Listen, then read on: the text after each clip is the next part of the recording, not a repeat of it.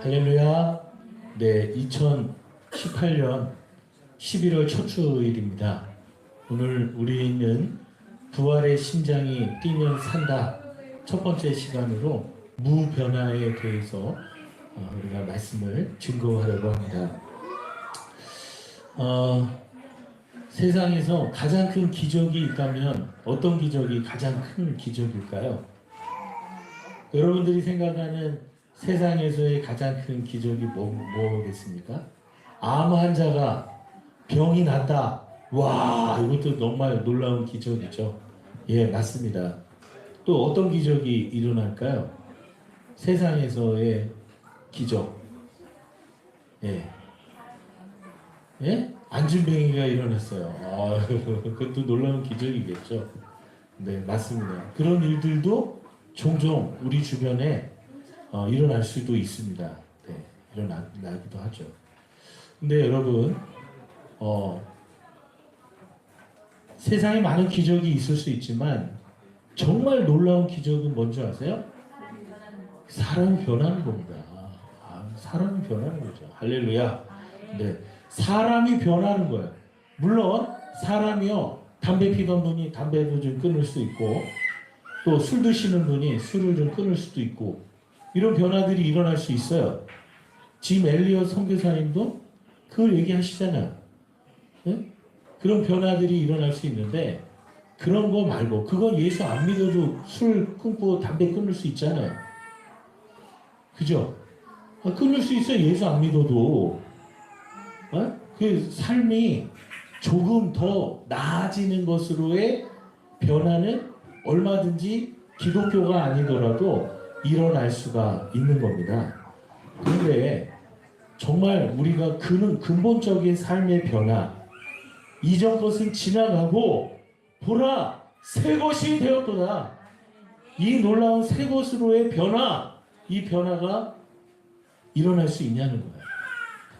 예수님 없이, 예수님의 십자가의 보혈과 그분의 부활 없이 새로운 변화가 우리의 삶 가운데 가능하겠냐 이거예요.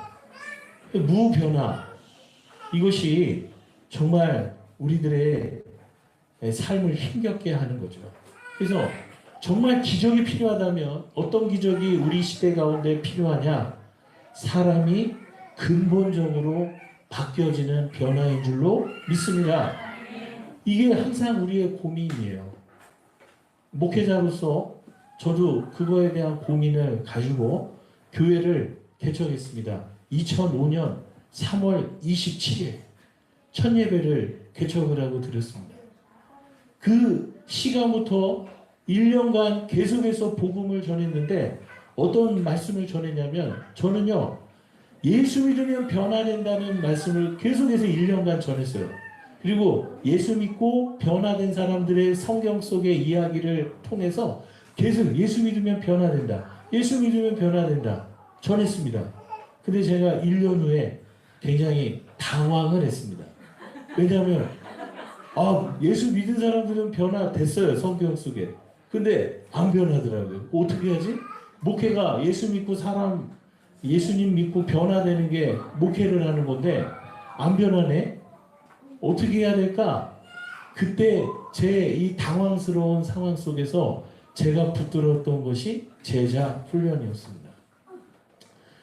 이야, 이게 훈련, 예수님도 제자들을 훈련하셨는데 훈련을 제대로 안 해서 변화되지 못한 거구나. 그래서 제가 그때부터 우리 교회가 10주년이 되도록 거의 제자훈련 9년 했죠. 그래서 개척하고 10년까지 제자훈련을 열심히 했습니다. 열심히. 제 나름대로는 정말 남 못지않게 열심히 제자훈련을 했습니다. 그런데 그 제자훈련을 통해서 너무나 눈물도 있고 기쁨도 있고 많은 간증들도 있고 재미가 있었어요.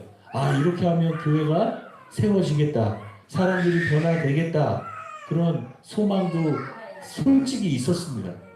그래서 제자훈련 터다지기 1권, 아무도 흔들 수 없는 9권, 이게 2권 책이요 끝내줍니다. 조직신학적인 전반적인 모든 것들을 성경적으로 가르치고 그 말씀들을 지켜 행하도록 실제적인 부분에 숙제도 내주고, 와, 이래서 너무 좋았어요. 저도 너무 좋았어요. 그리고 3번에 가니까 작은 예수가 되라.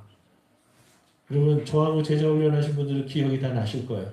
그래서 이것도 하고, 그 다음에 사역 훈련도 하고, 야, 너무 좋았습니다. 그런데, 중요한 건 정말 변화가 일어나더라고요. 근데 어떤 변화가 일어나면 예전보다 조금 더 좋아지는 거는 정말 되더라고요. 근데 중요한 정말 근원적인 변화, 완전히 새 피조물로서의 변화가 일어나는 거가 안 되더라고요. 누구부터? 저부터 안 되더라고요. 그래서 1년이 됐을 때 변화가 일어나지 않을 때 제가 당황했다고 그랬죠. 10주년 즈음이 되니까 절망이 되더라고요. 그래서 저는 정말 사임을 하고 제가 다른 길을 찾으려고 했어요. 제가 목회 은사가 없나? 그래서 저는 목회를 답을 찾지 못했기 때문에 쉬려고 했어요. 답을 찾기까지는 내가 다시 목회를 하기는 어려울 것 같아. 그 저의 변화되지 않는 모습이 가장 컸던 거죠. 저도 변하지 않는데 어떻게 다른 분들을 따라오는 분들이 변화될 수 이런 사역을 할 때도 예수님의 십자가 부적으로 전했어요.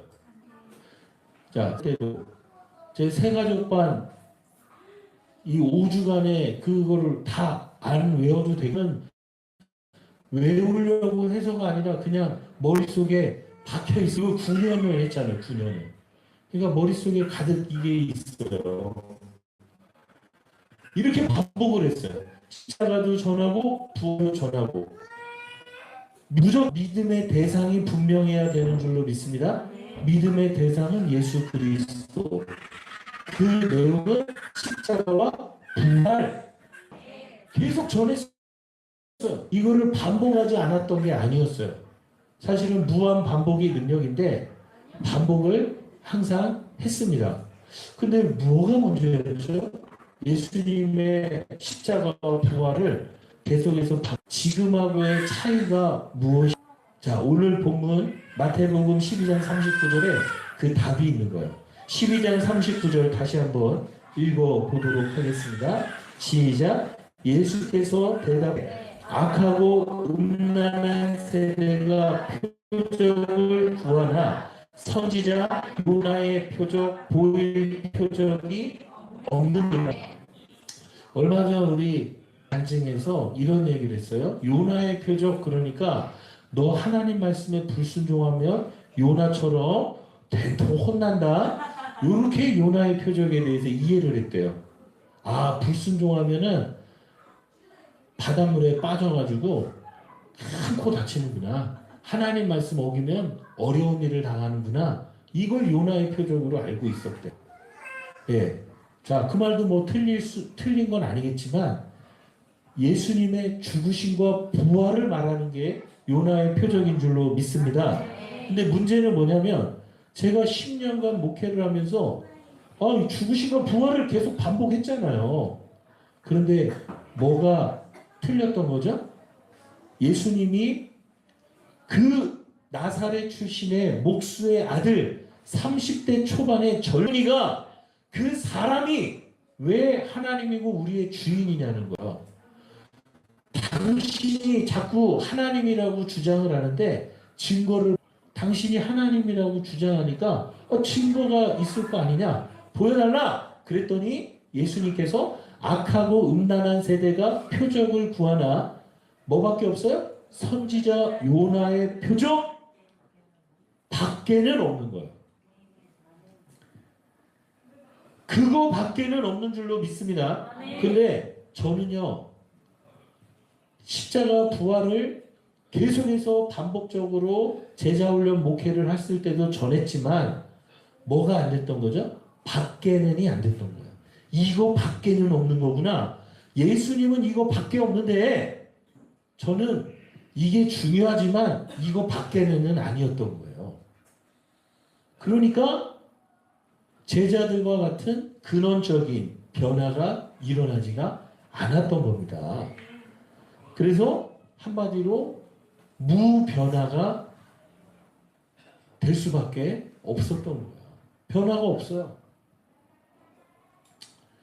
자, 핵심은 뭐죠? 요나의 표적 밖에는, 이것 밖에는 없는 줄로 믿습니다. 제자들이 이것 밖에는 없다는 것을 전한 줄로 믿습니다. 아멘. 이 변화라는 건요, 내가 나 스스로를 변화시키는 게 아니에요. 불가능한 거예요. 이 변화라는 건 오직 우리 주님 안에서만 가능한 줄로 믿습니다. 내가 기도하는 습관을 갖고 성경을 묵상하는 큐티를 하고 내가 말씀을 잘 요약하고 여러 가지 요절을 암송하고 이런 행위들을 통해서 내가 노력해서 내가 변화되는 게 아니에요. 죄송하지만 변화는 오직 예수 그리스도께서 지금도 살아계셔서 내 마음의 주인 되실 때 내가 그분께 굴복이 되어 있고 복종이 될 때만 진정한 변화가 일어나시는 줄로 믿습니다. 변화는 주님께서 내게 이루어 주시는 역사인 겁니다. 그분이 나를 통치하실 때 변화가 일어나는 거예요. 그래서 한마디로 로드십 체인지가 일어나야 돼요. 주인 바꿔치기가 일어나야 변화가 일어나는 거지 내가 열심히 훈련을 해서 노력을 해서 바뀌어지는 게 아니에요. 아멘? 이겁니다. 자, 그래서 영상 우리 한 가지 보겠습니다. 우리 유동부 형제님 영상인데요. 이 형제님께서 지금 치아바타 빵으로 아주 유명한 분이죠. 그리고 이제 정말 조그만 카페에서 조그맣게 빵집을 시작했는데 지금은 직원이 40명이나 있는 그런 아주 중견 그런 기업이 됐어요. 예수님이 주인이셔서 함께 하셔서 그렇게 된 줄로 믿습니다. 자, 우리 한번 영상 보도록 하겠습니다.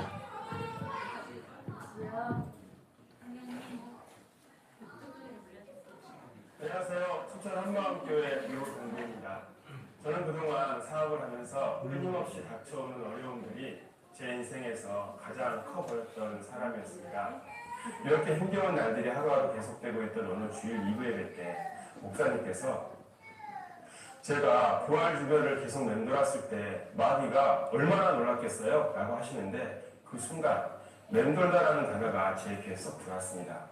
목사님께서는 평소에도 부활의 말씀을 증거하실 때면 고린도후서 4장 4절에 악한 영들이 복음의 방체를 가리기 위해서 부활을 먼저 가려버렸다는 말씀을 자주 해주셨거든요.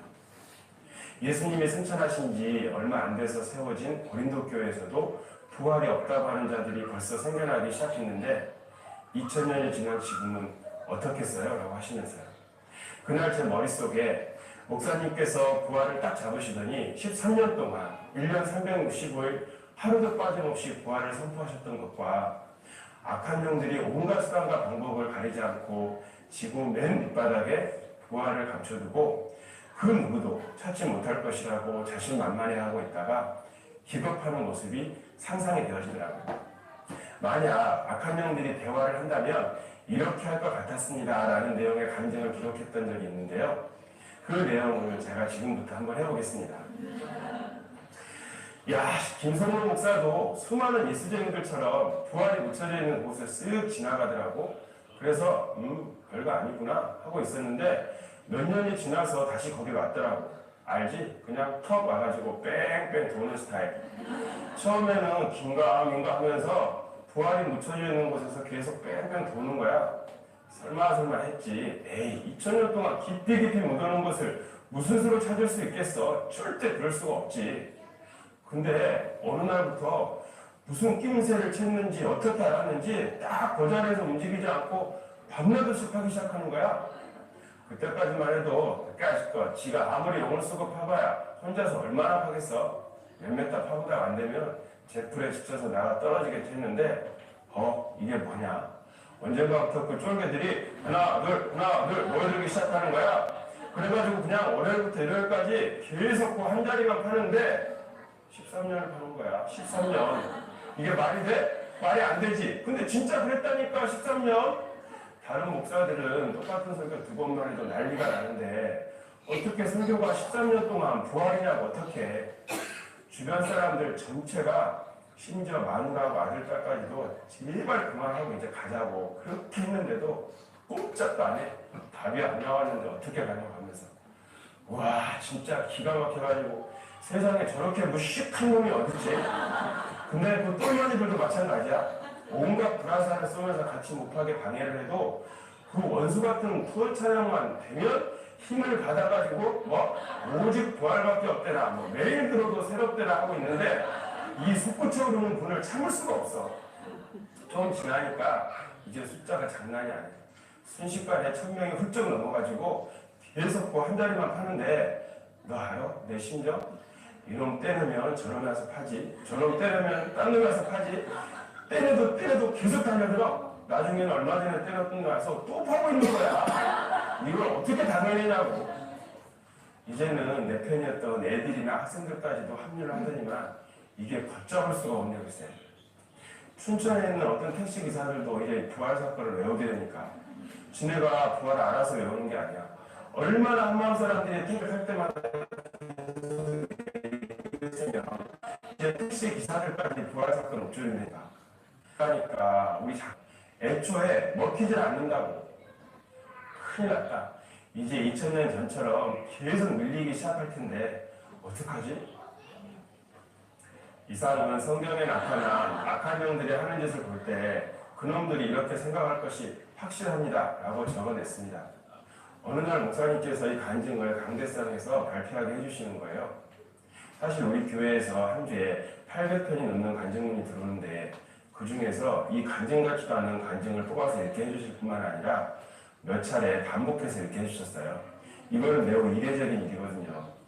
그때부터 제가 얼떨결에 쓴 이 간증에 대해서 깊게 생각하게 되었습니다. 목사님께서 이 간증을 반복해서 읽게 하지 않으셨다면 저도 쉽게 잊어버렸을 거예요. 시간이 지나면서 이 간증에 나타난 하나님의 마음이 점점 알아지는 거예요. 부활이 가려진 이 시대를 향한 하나님 아버지의 이어지는 마음, 그토록 원하시던 부활의 증인들의 탄생과 하나님의 꿈인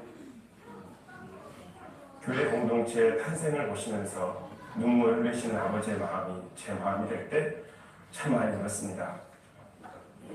이제 남은 인생 수고하고 무거운 짐을 주님께 맡기고 기쁘게 뛰어나가겠습니다. 감사합니다.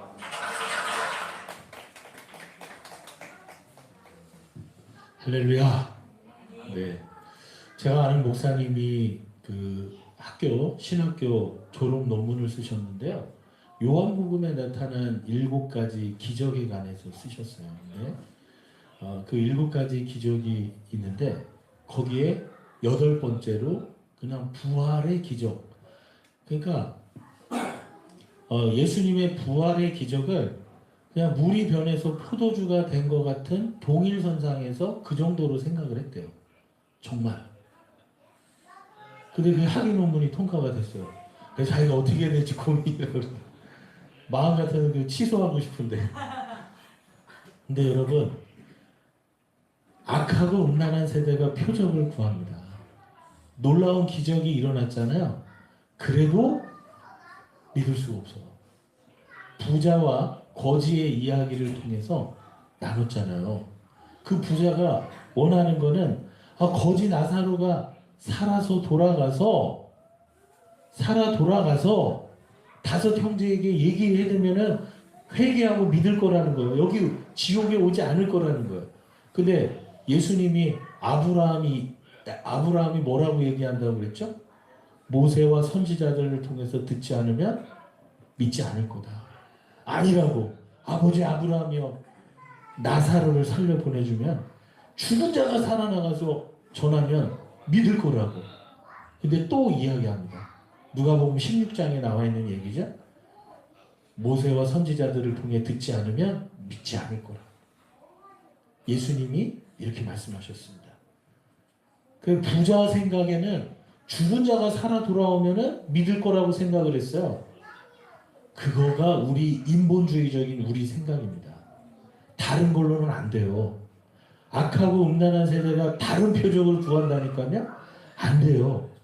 실제로 요한복음 11장에 이름이 동일한 나사로가 베다니에서 죽은 지 3일 만에 예수님이 살려주셨잖아요.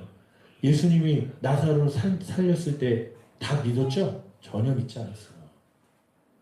믿지 못했습니다. 예수님의 제자들이 예수님을 믿게 된 거는 요한복음 2장 22절의 말씀처럼 죽은 자 가운데서 살아나신 후에야 이 제자들이 이 말씀하신 것을 기억하고 성경과 예수께서 하신 말씀을 믿었더라. 언제 믿었죠? 죽은 자 가운데서 살아나신 후에야 제자들이 믿은 줄로 믿습니다. 요나의 표적 밖에는이네요. 그러면 바울이 믿은 건 언제 믿었어요? 부활의 주님을 만나고 믿었죠. 친동생 야고보가 형 미쳤다고 했다가 언제 믿었죠? 고린도전서 15장 거기에 야고보가 부활의 주님 만났다고 나와 있잖아요.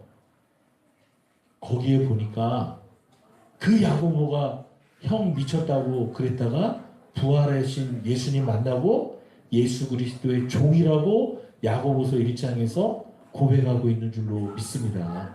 다 부활의 주님을 만나고 믿게 된 것입니다. 아멘. 그러니까 밖에는이라니까요. 우리가 예전에 부활을 안 믿었습니까? 몰랐습니까? 근데 차이가 뭐죠? 밖에는이라니까요.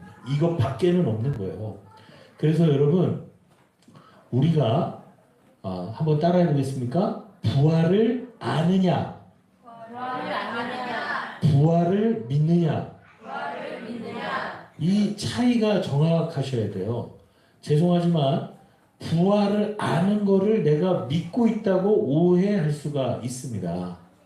나는 알기도 하고 믿기도 했는데요.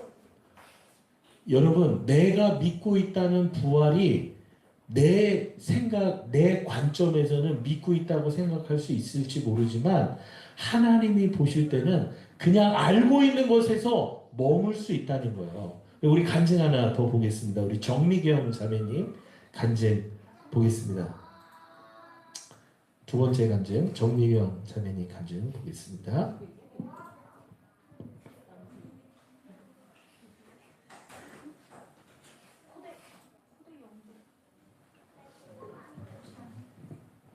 네, 그냥 콤플레이로 해도 될 것 같습니다.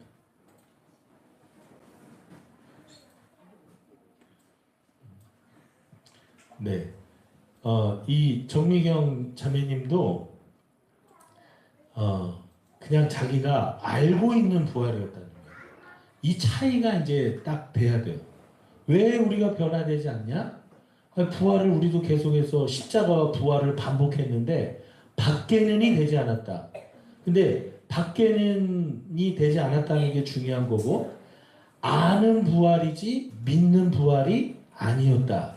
이거예요. 여러분, 그래서 오늘 영상 이거를 좀 잘 보셔야 됩니다.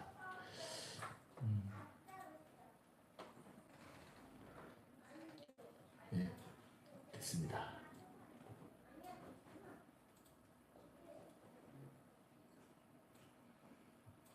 예수님의 여러 사역 중에 하나로밖에 인식되지 못하고 있었다.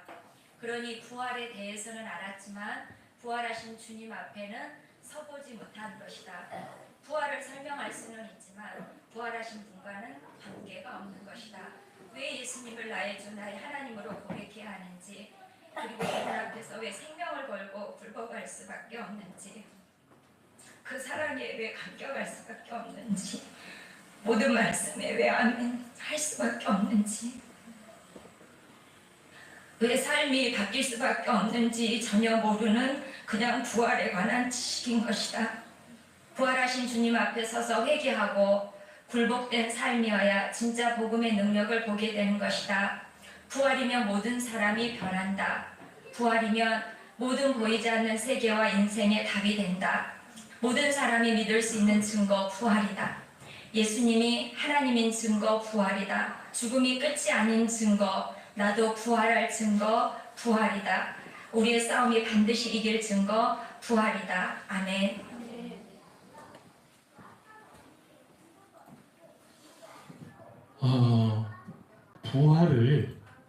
부활을 아는 거, 믿는 거, 이 차이가 이렇게 다른 것인 줄로 믿습니다. 그래서 아는 것에 그냥 머물 때 어떤 일이 벌어질까요? 아는 것에 머물 때 내게 유익되지 않은 일이 벌어지면 어떻게 될까요? 도망가는 거죠.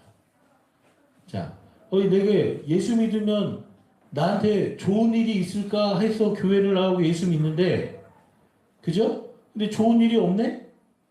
그럼 어떻게 될까요? 그 예수 믿는 거 그냥 외면하고 도망쳐 버릴 수가 있게 되는 거죠. 예수님의 제자들이 그랬잖아요.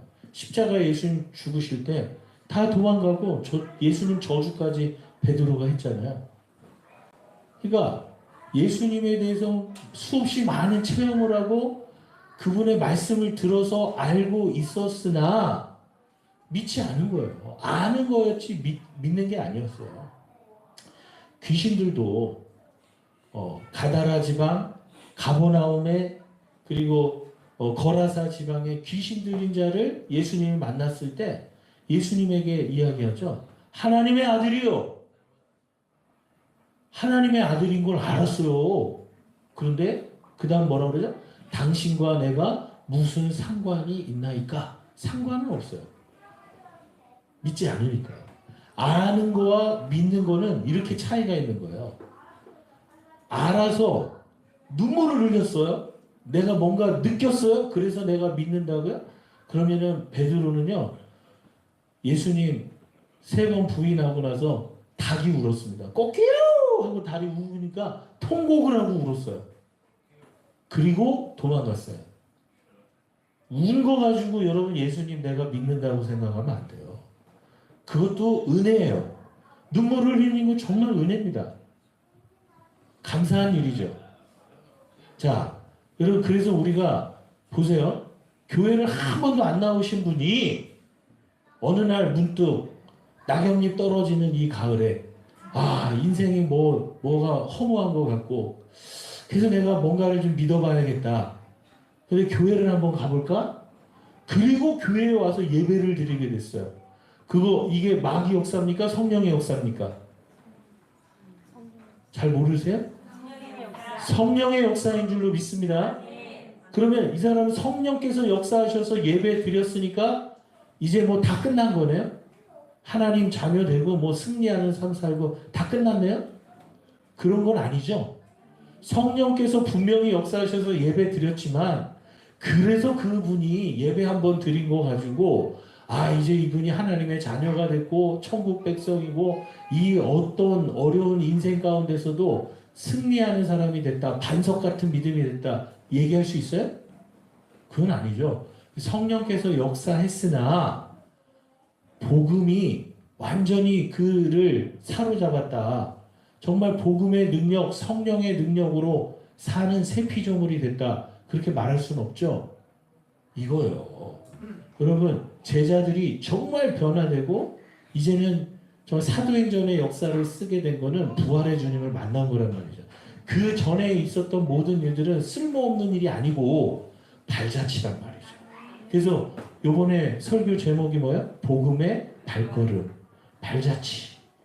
그 발자취를 우리가 밟아가는 거예요. 그 많은 기적을 체험하고 눈물도 흘리고 직접 자기들도 기도할 때 역사들도 일어났어요, 여러분. 예? 자기 제자들도 기적을 일으켰습니다. 그럼에도 불구하고 그들은 결정적일 때 다 예수님 배신하고 도망쳤단 말이죠. 자, 그러니까 결국은 뭐냐면 아는 것에서 머물 때 내 인생 전체에 예수님이 주인이 되지는 못했던 거예요. 예수님이 나의 주인이신 줄로 믿습니다. 주를 믿어야죠. 로드십. 이분이 주인이신데 우리가 예수님을 내 삶의 헬퍼 정도로 믿는 거예요. 물론 그분은 우리를 도우시는 분이시기도 하지만 주인으로 믿어야 되는 줄로 믿습니다. 아멘, 아멘. 그래서 그 주인으로 믿는 건 어떻게 믿을 수 있죠? 역사적인 사실. 예수님의 죽으시고 부활하신 사건은 교과서에도 나와 있고 백과사전에도 나와 있고 네이버 검색창에 물어봐도 예수님이 부활하신 건 다 확실하게 부활하신 게 역사적 사실인 줄로 믿습니다. BC와 AD를 나누는 그 기준이 예수님의 탄생인 줄로 믿습니다. 왜 예수님의 탄생이 역사의 전환점이 된 겁니까? 그분이 부활하셨기 때문인 줄로 믿습니다. 그리고 모세와 선지자의 약속의 성취죠. 약속이 그대로 이루어졌어요. 그 약속이 핵심이 뭡니까? 죽으시고 부활하신 것인 줄로 믿습니다. 그 죽으심과 부활을 통해서 우리는 예수님이 누구신지를 정확히 알 수가 있는 거죠. 그분을 내가 만나야 됩니다. 그분 앞에 서야 합니다. 그래서 아는 것을 넘어 인격적으로 부활하신 주님 앞에 서야 되는 거예요. 지금도 살아계신 주인이잖아요. 지금도 살아계신 주인을 만나야 돼요. 그래서 예수님을 주인으로 믿지 않은 죄를 회개하고 내 마음속에 주인으로 영접해야 됩니다. 아멘. 그래서 그분의 통치 가운데 날마다 그분께 복종돼서 살아가는 것이 예수님을 믿는 시인의 삶인 줄로 믿습니다. 예수님 시인해야 주님도 우리를 시인해 주시죠. 부인하면 그분도 우리를 부인한다고 말씀에 마태복음 10장에 나와 있잖아요.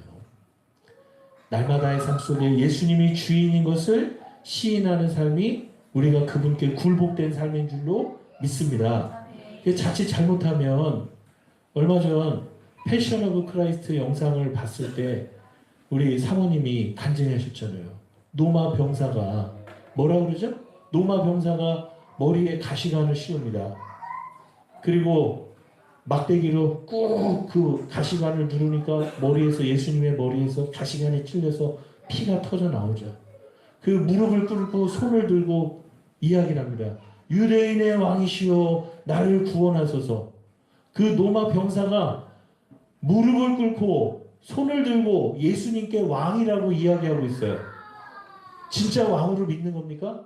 입으로 왕이라고 하고 있는데요. 무릎을 꿇었는데요. 조롱하고 있는 거죠. 믿는 게 아니에요. 조롱하고 있는 거예요. 왕으로 믿지는 않는데 왕이라고 입으로 떠들고 있는 거예요. 여러분, 우리가 입으로 주여 주여 하는 게 바로 이와 같은 거예요. 여러분, 이 회개가 일어나기를 원합니다. 예수님을 입으로 시인만 해서는 안 돼요. 마음으로 믿어야 돼요. 이 마음으로 믿는다는 게 무엇인지 성령께서 역사해 주시기를 원합니다. 마음에 내가 주인으로 사는 게 가득하면서 입으로는 예수님이 주인이라고, 입으로는 그분이 나의 하나님이라고 입으로는 얘기하죠. 이게 아는 믿음이에요. 아는 것도 중요하지만 마음에 믿어야 되는 줄로 믿습니다. 이분이 정말 주인이라는 것을 믿을 때 이때에 그리스도의 부활이 내 안에서 뛰는 거예요. 내 안에 심장이 뛸 때 우리는 살아있게 되는 겁니다. 심장이 멈추면 아무리 근육질의 남자든 IQ가 높은 사람이든 심장이 멈추면 아무 소용이 없는 거예요. 그죠? 심장이 멈추면은 끝인데 이미 우리 안에 심장이 뛰어본 적도 없고 이 심장이 멈춰 있단 말이에요. 기독교의 심장이 뭡니까?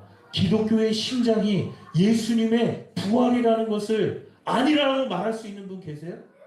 저는 단언컨대 예수님의 부활이 기독교의 심장이라는 것을 아니라고 말하는 분들은 이단의 괴수라고 저는 선포할 수 있습니다. 여러분, 십자가와 부활 밖에는 없는 줄로 믿습니다. 이건 한 덩어리예요.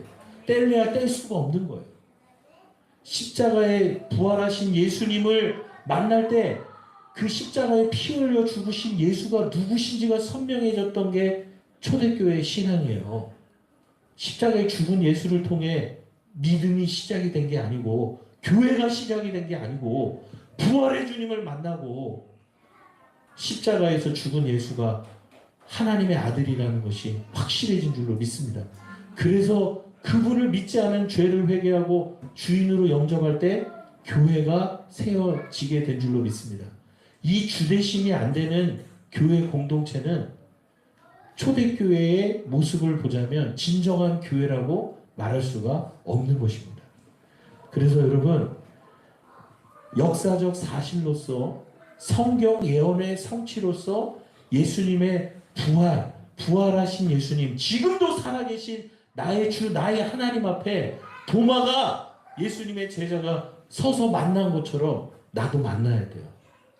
바울이 만난 것처럼 만나야 돼요. 친동된 야고보가 예수가 미쳤다고, 자기 형이 미쳤다고 했다가 부활의 주님을 만났어요. 고린도전서 15장 7절에 만나서 변화돼서 그 형을 자기 주인이라고, 나는 그분의 종이라고 고백하고 있는 것인 줄로 믿습니다. 그래서 성령께서 역사하실 때 정확히 드러나야 돼요. 알고 있는 것을 내가 믿고 있었다고 오해하고 착각하고 있었던 것이 드러나야 되는 줄로 믿습니다. 그러니까 오늘 많은 분들이 이 정미경 자매님처럼 어떤 말을 하냐면, 부활에 대해서 설명을 할 수는 있는데 그분 부활하셔서 지금도 살아계신 나의 주인과는 관계가 없어요. 왜냐하면 그분이 주인이시라는 거는 내가 입으로 인정한다는 걸 넘어 마음으로 믿어서 정말 그분께 굴복돼서 그분의 뜻대로 움직여지는 거예요. 양은 목자의 음성을 듣고 따라가는 것인 줄로 믿습니다. 목자가 말씀하고 있는데 양이 그 길은 내가 원하는 길이 아닌데요. 죄송하지만 저는 이쪽 길로 가기 원합니다. 그리고 내 마음대로 길을 가고 있는 거예요. 그리고 내가 믿는다고 생각하는 거예요. 그분이 목자라는 건 알죠. 근데 양이면 그 목자를 따라가는 거죠. 그 길이 죽으러 가는 길 같아 보여도 그 길을 따라가는 게 그것이 믿는 거예요. 이제 부활의 주님을 만난 사람들은 그렇게 사는 거예요. 근데 우리는 믿고 믿는 것 따로 사는 것 따로. 그래서 구멍난 복음을 기어라. 우리 침신대 박영철 교수님이 따로 국밥을 얘기하는 거 아닙니까? 아는 것 따로 사는 것 따로. 과연 이렇게 믿어도 우리 하나님께서 우리를 믿음이 있다고 인정해 주실까요? 천만의 말씀입니다. 우리 하나님은 우리가 말하는 것이 아니라 뭐를 통해서? 우리의 삶의 열매를 통해서 인정해 주시는 줄로 믿습니다. 그러니까 열매가 나타나야 그 사람이 믿음이 있냐, 그 열매가 나타난다는 거가 우리 인간적 기준이 아니에요. 바리새인들은 누가 봐도 믿음의 열매가 나타나는 것처럼 보였어요.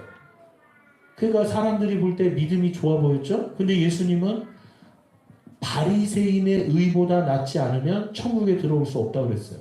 바리새인들처럼 그렇게 사는 거가 돼야 되는데, 근데 그들이 사는 거는 하나님이 인정하시지 않는다는 거예요.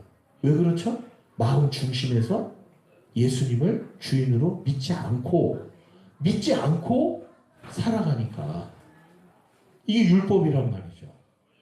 그래서 아무리 그럴듯하게 종교적으로 사는 것처럼 보여도 차이가 있단 말이에요. 예수님을 마음의 주인으로 모셔서 사는 것이 될 때 이것이 하나님께서 영광 받으시는, 우리에게 원하는 믿음인 줄로 믿습니다. 보여지는 것이 아니에요. 그래서 이 차이를 또 우리가 잘 아셔야 되는 것입니다. 그래서 오늘 우리가 부활을 설명하는 사람이 아니라 부활의 주님을 마음의 주인으로 모셔서 그분과 동행하는 삶을 사는 자들인 줄로 믿습니다. 그래서 일어나야 될 게 뭐예요? 회개와 굴복이 있어야 되는 줄로 믿습니다. 회개와 굴복 없이 예수님을 주인으로 믿을 수가 없는 것이죠. 여러분, 복음에는 하나님의 능력이 있는 줄로 믿습니다. 그래서 이 복음이 증거될 때 진리의 영이신 성령께서 역사해 주시는 줄로 믿습니다. 그 성령의 역사 가운데 가르쳐 주시고 기억나게 하시고 우리가 회개해야 될 죄를 책망해 주시는 줄로 믿습니다. 그래서 여러분, 예수님이 이 복음서에서 자꾸 구약 성경에 약속된 메시아가 나다. 당신이 그러면 구약의 모세와 선지자들이 약속한 메시아가 맞으면 그 기적을 보여달라. 그랬더니 예수님이 뭐라고 하셨어요? 악하고 음란한 세대가 표적을 구하지만 선지자 요나의 표적 밖에는 없다. 이거 밖에는 없다. 아무리 많은 기적을 보였어도 사람들이 예수님을 하나님으로 믿지는 못했다. 죽은 자를 살리면 하나님입니까? 그러면 엘리야도 사르밧 과부의 아들을 살렸으니까 하나님입니까? 아니죠. 엘리사는 수넴 여인의 아들 살렸잖아요? 그럼 하나님입니까? 아니죠. 성경에 약속된 대로 죽으시고 부활하셨기 때문에 예수님이 하나님이신 줄로 믿습니다. 그래서 고린도전서 15장 3절 4절에 성경대로 죽으시고 장사 지낸 지 3일 만에 성경대로 다시 살아나신 줄로 믿습니다. 그래서 예수님이 그 구약에 약속된 사람이 나다. 그거를 죽고 부활해서 내가 증명할 거다. 그래서 로마서 1장 4절에 뭐라고 고백됐어요? 죽은 자 가운데서 살아나셔서 하나님의 아들로 선포되셨다. 그분이 누구죠? 우리 주 예수 그리스도시니라. 아멘. 오직 죽으시고 부활하신 것을 통해 하나님의 아들로 확증되시고 선포되셨는데 그분이 오직 우리 주 예수 그리스도 한 분밖에 없는 줄로 믿습니다. 이거 하나 선명해지면 모든 이단들이 초토화돼요. 그죠? 자기가 하나님이라고 주장하는 사람들이 다 가짜라는 게 이 복음 하나로 선명해지는 줄로 믿습니다. 이단들이 만만치 않습니다. 그들이 논리를 피고 설득하고 계속해서 가르칠 때 거기에 빠져넘어가는 사람들이 수없이 많다니까요. 왜 그래요? 그분이 바보가 아닌데. 논리적으로 지식적으로 접근하면 그럴듯하다니까요. 근데 오직 예수님 한 분밖에 없는 줄로 믿습니다. 아멘. 그래서 제자들이 부활하신 예수님을 만나서 성경대로 죽으시고 부활하신 예수님이 하나님의 아들, 바로 나의 주 나의 하나님인 것을 믿은 줄로 믿습니다. 도마가 요한복음 20장 28절에 부활의 주님을 만나서 나의 주 나의 하나님이라는 고백을 한 줄로 믿습니다. 제자들이 성경과 예수께서 하신 말씀을 다 믿게 된 것이 죽은 자 가운데서 살아나신 후에야 믿게 된 줄로 믿습니다. 일관성이 있죠. 예. 그래서 부활은 기독교의 심장인 줄로 믿습니다. 그래서 이 부활의 심장이 우리 가슴에서 뛸 때 회개하고 그분께 굴복돼서 마음의 주인으로 영접해서 그분과 날마다 동행하는 삶, 이 동행이 되어지는 것을 뭐라고요? 심장이 뛰는 거라고 그러는 거예요. 제가 부활의 심장이 뛰면 우리들의 심령이 살아나는 줄로 믿습니다. 가정이 우리 주님이 주인 되어 주실 때 부활의 심장이 뛸 때 가정이 살아나는 줄로 믿습니다. 아멘. 교회가 사는 거죠. 우리나라가 사는 줄로 믿습니다. 여러분, 부활은 누구나 믿을 수 있는 역사적 사실이고 성경 약속의 성취인 줄로 믿습니다. 그래서 모든 사람이 믿을 만한 증거인 거죠. 그래서 회개와 굴복을 통해서 예수님과 상관 있어져야 하는 것입니다. 그래서 우리 옆에 있는 분들하고 인사 한번 나누시겠습니다. 부활을 아는 겁니까? 믿는 겁니까? 시작. 부활을 아닙니까? 아는 겁니까? 여러분, 여러분들의 심장에 예수님의 부활이 살아서 뛰고 있습니까? 우리가 왜 변화되지 않는 걸까요? 왜 오래 믿어도 성경 지식이 많은데도 변하지 않는 걸까요?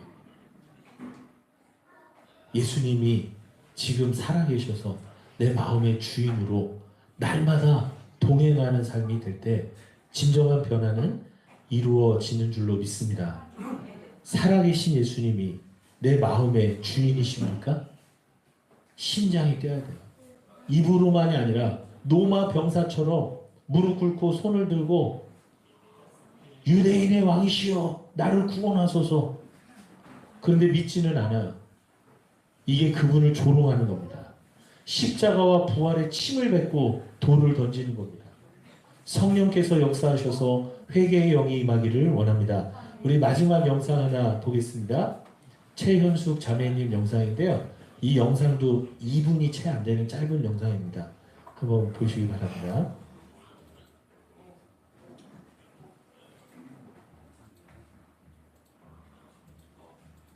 네, 코덱이 좀 안 맞는데 곰플레이어로 좀 봐야 되겠네요.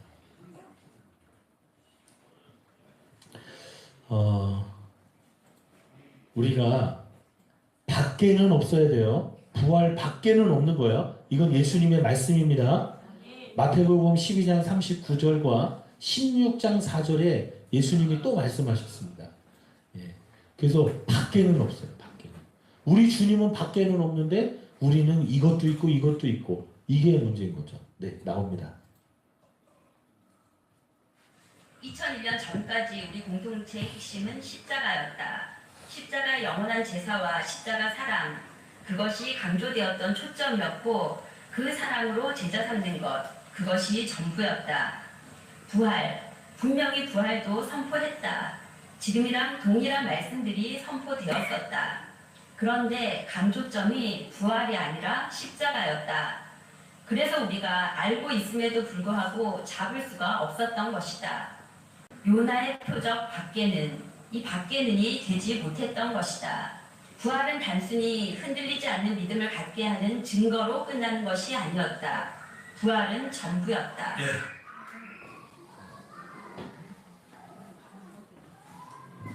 예수님의 부활이 전부일로 믿습니다. 네, 이게 전부예요, 사실은. 여러분, 고린도전서 15장 17절 말씀을 보니까 죽은 자 가운데서 살아나신 일이 없으면, 다시 말하면 부활이 없으면 너희의 믿음이 헛되고 너희가 여전히 죄 가운데 있다. 이게 바울이 선포한 겁니다. 부활이 없이요, 우리의 믿음은 헛됩니다. 우리는 여전히 죄인입니다. 예수님 부활하셨기 때문에 그 부활의 주님이 하나님의 아들이잖아요. 그래서 십자가에서 피 흘리신 게 하나님의 피가 돼서 하나님의 피니까 2000년이 지난 지금도 우리의 죄를 깨끗게 할 수 있는 거예요. 근데 부활하시지 않았다면 어떻게 될까요? 그건 그냥 한 인간의 피에 불과한 거예요. 그러면 그 피가 지금도 우리의 죄를 깨끗게 할 수는 없는 거예요. 그래서 우리 홍정길 목사님 후임으로 오신 박완철 교수님, 합심의 설교학 교수님이 뭐라고 그럽니까? 십자가에 머물지 말고 부활의 주님께로 나아가시길 바랍니다. 이렇게 선포하시는 거예요. 이런 신학자들이. 할렐루야. 예. 여러분, 예수님을 믿으면 어떤 변화가 일어나게 될까요? 예수님을 믿는데 변화가 안 일어나는 게, 이 무변화가 이게 너무나 지금 일반적이 돼버렸어요. 예수님 믿어도 변하지 않아요. 그게 정상이 아니라 비정상인 거죠. 예수님 믿으면 변하는 게 정상인 줄로 믿습니다. 그럼 어떤 변화가 일어나게 될까요? 우리 학생부 예배 어제 드리는데 예수님 믿으면 어떻게 변해요? 이거 물어보더라고요. 예수님 믿으면 주인이면 어떻게 되는 거예요? 그래서 잠깐 설명을 드렸어요. 여러분, 예수님 믿어서 주인으로 바뀌면 어떻게 되죠? 제자 훈련할 때 어떻게 했냐면 인격적 위탁자가 된다고 그랬어요.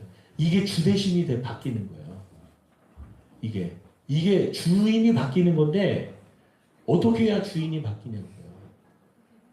죄가 회개돼야 돼요. 근데 죄가 뭔지를 하나님께 대한 회개가 돼야 되는데, 사도 바울이 사도행전 20장 21절에 밀레도에서 에베소 장로들을 초청해가지고 마지막 고별 설교를 할 때 뭘 얘기했어요? 사도 바울의 사역의 핵심이 20장 21절에 딱 나와 있어요. 사도행전.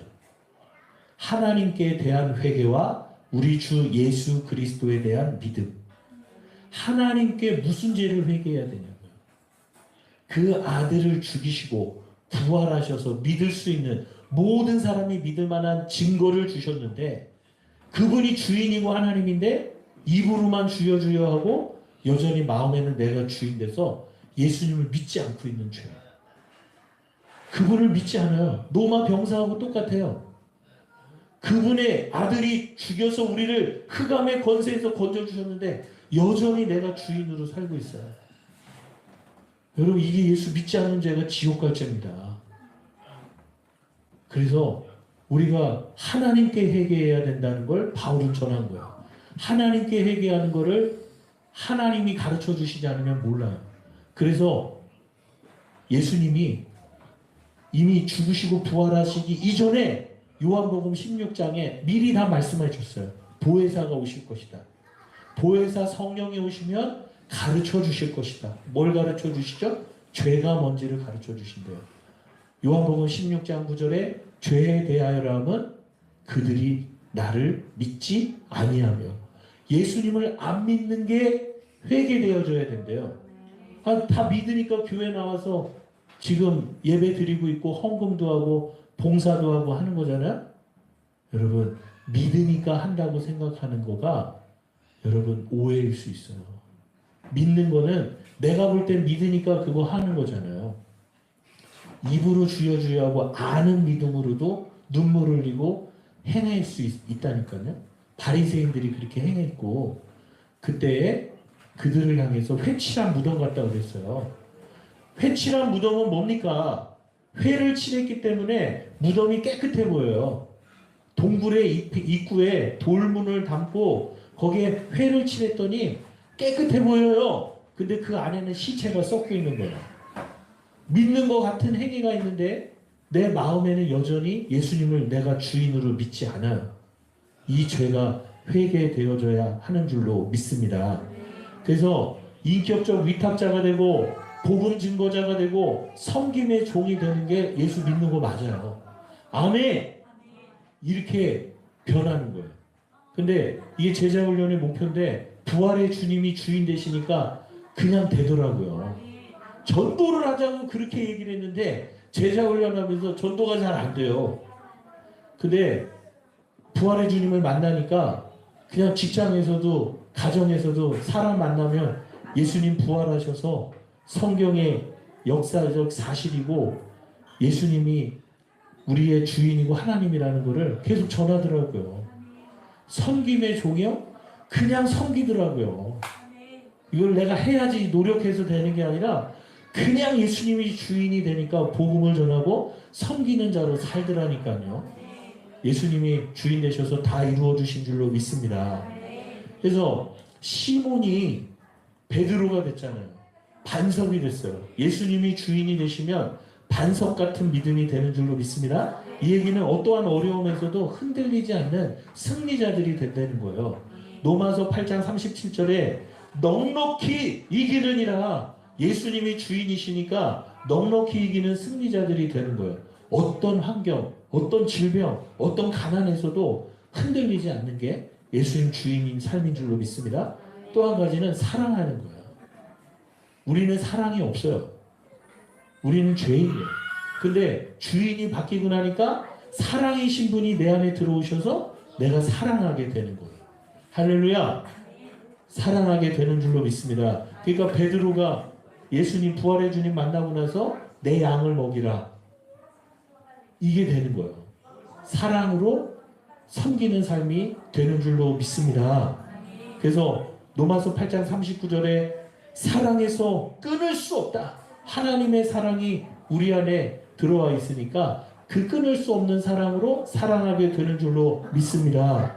아멘. 그래서 여러분, 진정한 변화가 일어날 수 있습니까? 사람이 변할 수 있습니까? 여러분, 마음의 주인이 바뀌면 사람이 바뀔 수 있습니다. 이게 새 피조물이 되는 거예요. 우리의 노력으로 바뀌는 게 아니에요. 날마다 주인 되신 예수님 앞에 굴복될 때 변화가 되는 줄로 믿습니다. 내가 나를 변화시키는 것이 아닙니다. 내 안에 내 주인이 나를 변화시킵니다. 이제 말씀을 마치겠습니다. 베드로가 어부예요.